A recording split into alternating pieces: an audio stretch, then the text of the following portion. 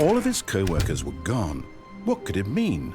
Stanley decided to go to the meeting room. Perhaps he had simply missed a memo.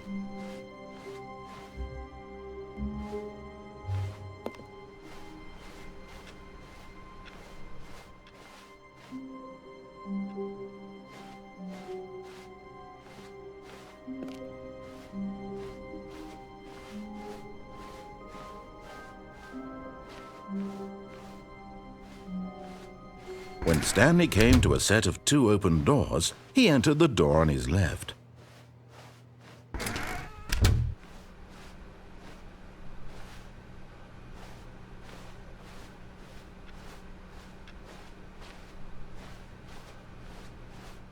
Yet there was not a single person here either. Feeling a wave of disbelief, Stanley decided to go up to his boss's office, hoping he might find an answer there.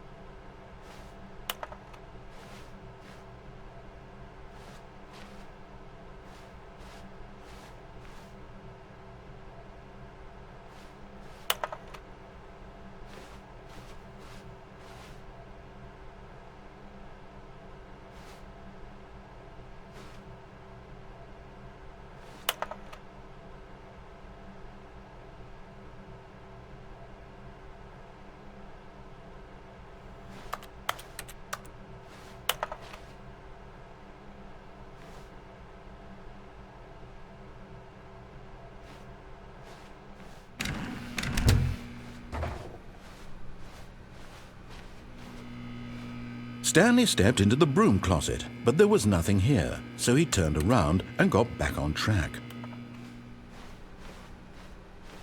Coming to a staircase, Stanley walked upstairs to his boss's office.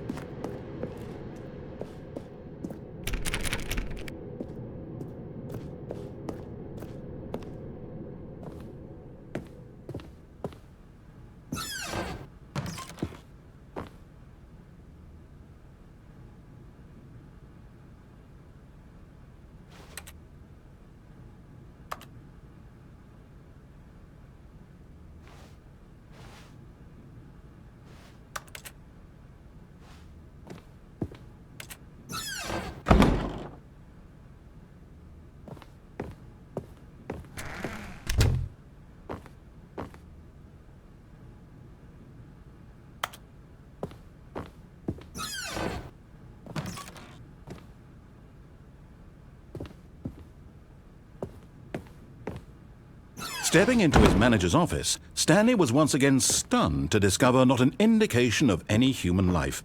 Shocked, unraveled, Stanley wondered in disbelief who orchestrated this. What dark secret was being held from him? What he could not have known was that the keypad behind the boss's desk guarded the terrible truth that his boss had been keeping from him. And so the boss had assigned it an extra secret PIN number, 2845. But of course, Stanley couldn't possibly have known this.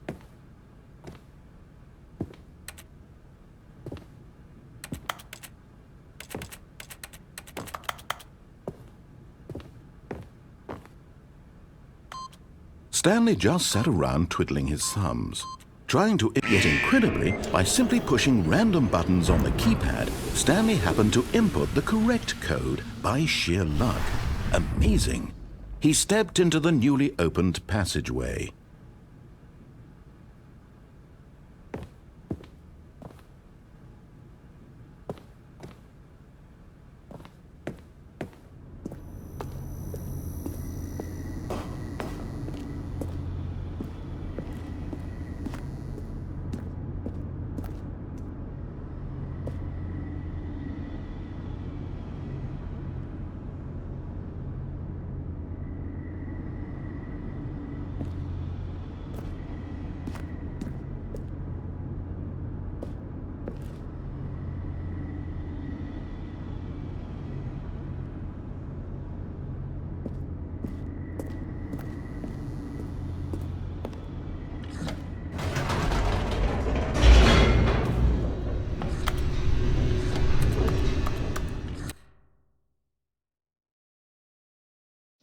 Descending deeper into the building, Stanley realized he felt a bit peculiar.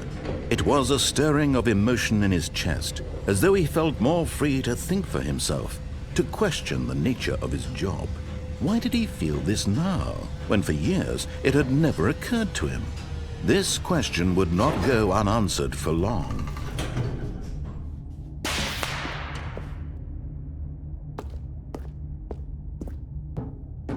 Stanley walked straight ahead through the large door that read Mind Control Facility.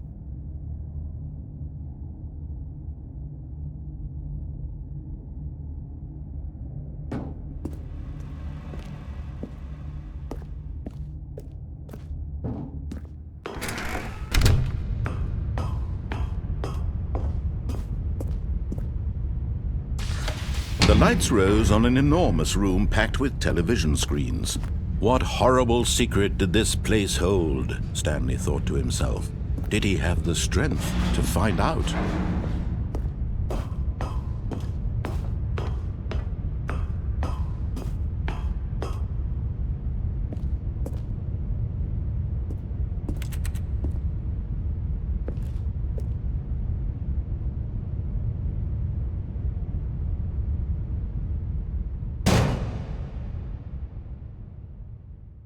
Aha! You've made it to the bottom of the mind control facility. Welcome! You see, back when the Stanley Parable first launched in 2013, getting to the bottom of the mind control facility was a bug that we simply didn't catch during development. And you all sent us lots of photos of it on Twitter and acted very superior about it. And you're all very, very clever. Good for you. Anyway, when it came time to update the game, we knew that we had to do something about this little goof of ours, so here you go. New content.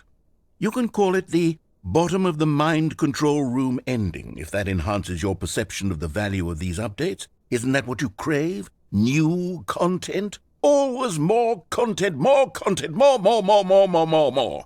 And I'm here to give it to you. I'm here to make it seem like we really covered every nook and cranny of the game, with secrets and Easter eggs. How about this? We wrote a new piece of music just for this section. You won't hear it anywhere else in the game. It's a secret that's just for you. That's how special you are. We call this track, Good Job You've Made It to the Bottom of the Mind Control Facility. Well done.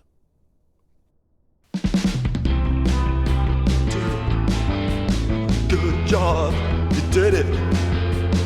Good job. 3, 2, 1. Good job, you made it to the bottom of the mind control facility. You jumped on the catwalk. You should have been careful. You should have been careful. It used to be a bug, but now it's an ending. Now it's an ending. I believe in you. I believe in your ability to cross this barrier and chase your dreams. But railings don't mean anything. Good job, you did it. Good job, you did it. Good job, you did it. Good job, you did it. Good job, you did it. Good job, you did it. Good job, you did it. Good job, you did it. Good job, you did it. Good job, you did it.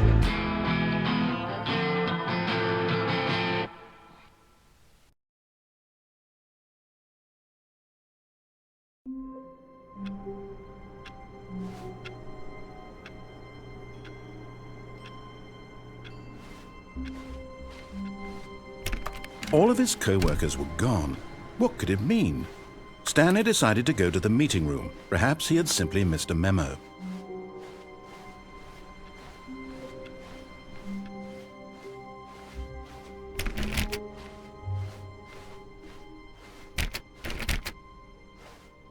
When Stanley came to a set of 2 open doors, he entered the door on his left.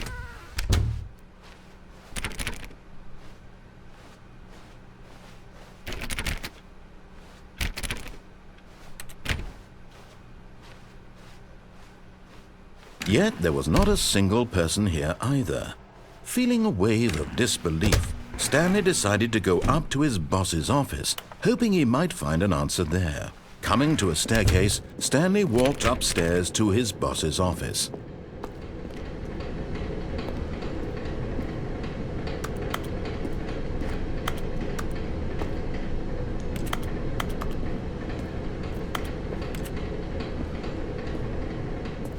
But Stanley just couldn't do it. He considered the possibility of facing his boss. Admitting he had left his post during work hours, he might be fired for that. And in such a competitive economy, why had he taken that risk? All because he believed everyone had vanished? His boss would think he was crazy. And then something occurred to Stanley. Maybe, he thought to himself, maybe I am crazy. All of my co-workers blinking mysteriously out of existence in a single moment for no reason at all? None of it made any logical sense. And as Stanley pondered this, he began to make other strange observations. For example, why couldn't he see his feet when he looked down? Why did doors close automatically behind him wherever he went?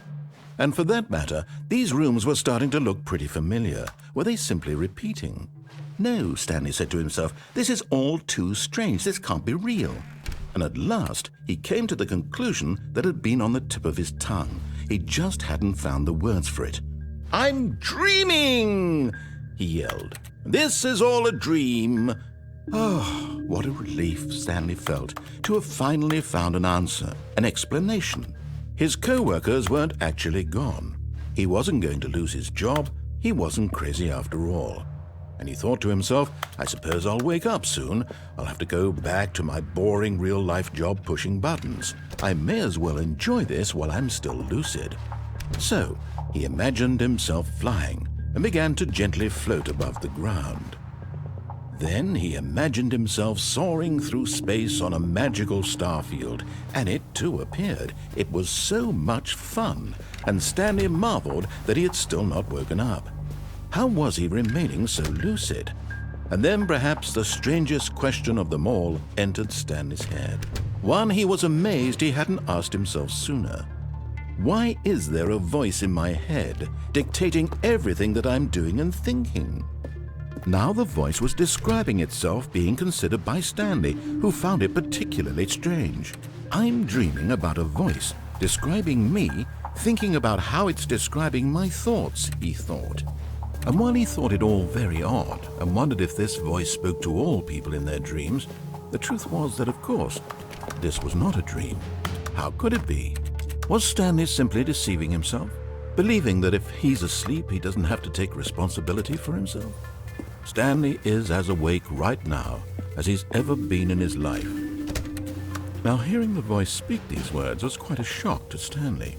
After all, he knew for certain, beyond a doubt, that this was in fact a dream. Did the voice not see him float and make the magical stars just a moment ago? How else would the voice explain all that? This voice was a part of himself too. Surely, if he could just... He would prove it. He would prove that he was in control, that this was a dream. So he closed his eyes gently, and he invited himself to wake up. He felt the cool weight of the blanket on his skin, the press of the mattress on his back, the fresh air of a world outside this one. Let me wake up, he thought to himself. I'm through with this dream.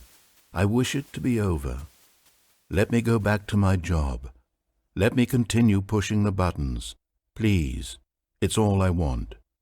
I want my apartment and my wife and my job. All I want is my life exactly the way it's always been. My life is normal. I am normal. Everything will be fine. I am okay.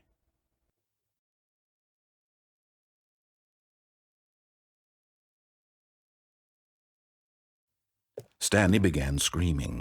Please, someone, wake me up. My name is Stanley.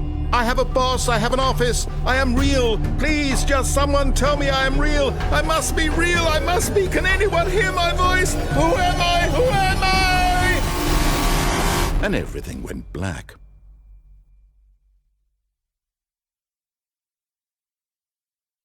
This is the story of a woman named Mariella. Mariella woke up on a day like any other. She arose, got dressed, gathered her belongings, and walked to her place of work. But on this particular day, her walk was interrupted by the body of a man who had stumbled through town talking and screaming to himself, and then collapsed dead on the sidewalk. And although she would soon turn to go call for an ambulance, for just a few brief moments she considered the strange man. He was obviously crazy, this much she knew. Everyone knows what crazy people look like. And in that moment, she thought to herself how lucky she was to be normal. I am sane. I am in control of my mind. I know what is real and what isn't. It was comforting to think this, and in a certain way, seeing this man made her feel better. But then she remembered the meeting she had scheduled for that day. The very important people whose impressions of her would affect her career, and by extension, the rest of her life. She had no time for this, so it was only a moment that she stood there, staring down at the body. And then she turned and ran.